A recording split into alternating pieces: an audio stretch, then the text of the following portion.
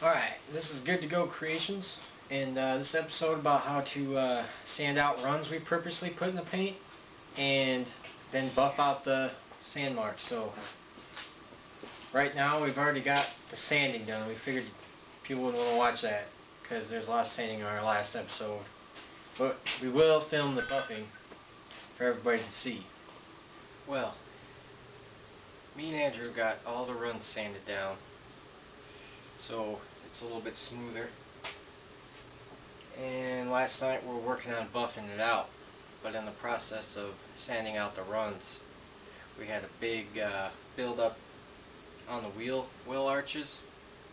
And in the process of sanding those runs out, we actually burnt through the paint, or broke through the paint. So now, last night I had to respray them with a can of Rust-Oleum spray paint. Okay, well, while Andrew was standing over here, he busted through his paint because he don't know what he's doing. So I'm going to fix his mistake with some spray paint.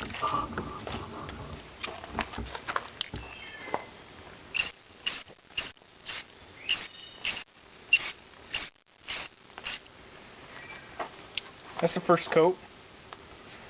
Unlike him, I don't spray it all in at once like we did the whole car. I'm going to let this little coat dry.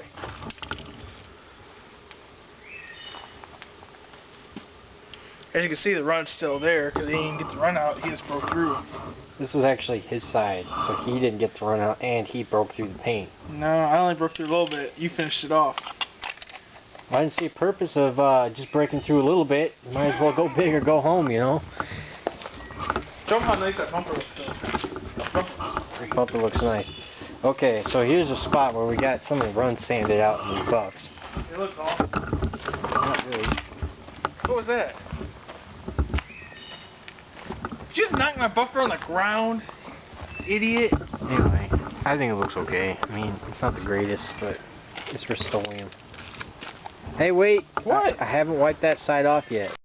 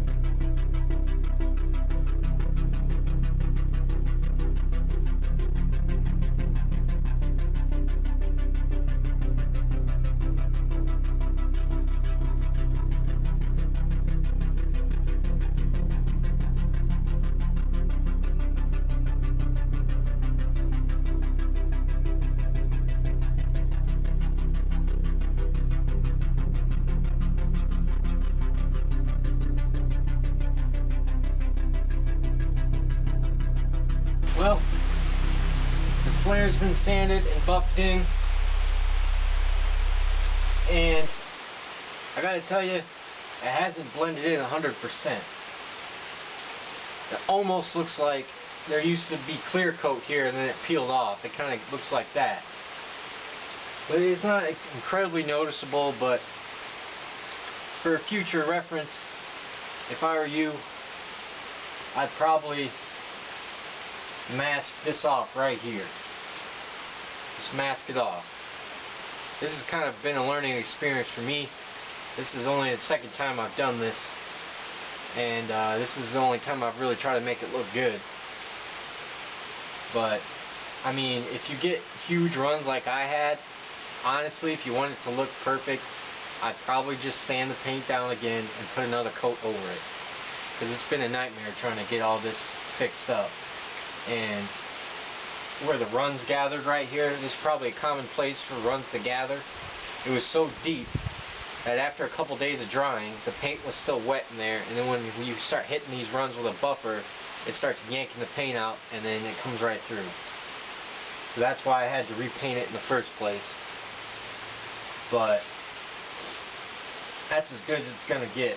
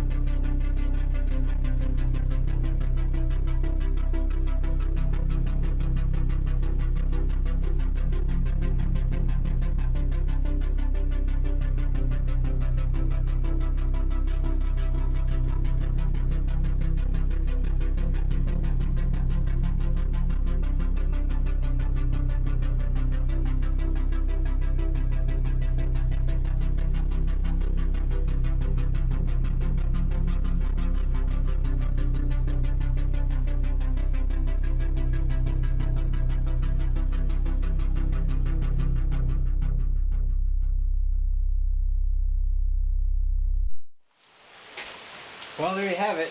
It's all done. All buffed.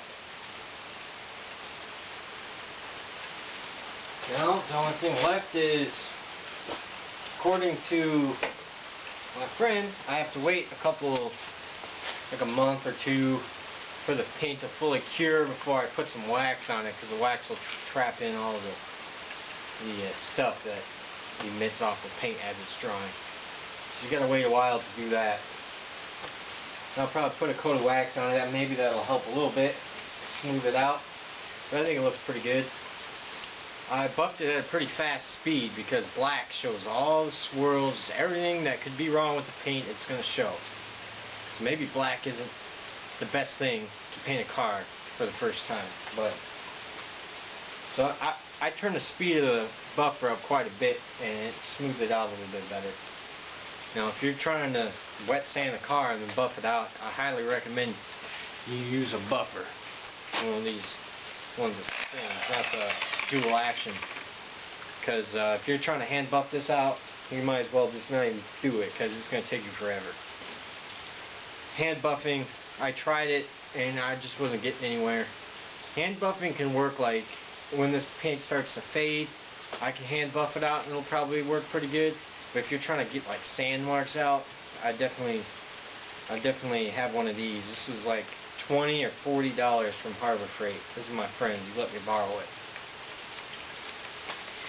And get a good pad. We started off using this. This worked okay, but then I switched over to some Ultimate Compound because this is a lot better. This is like $10, $9.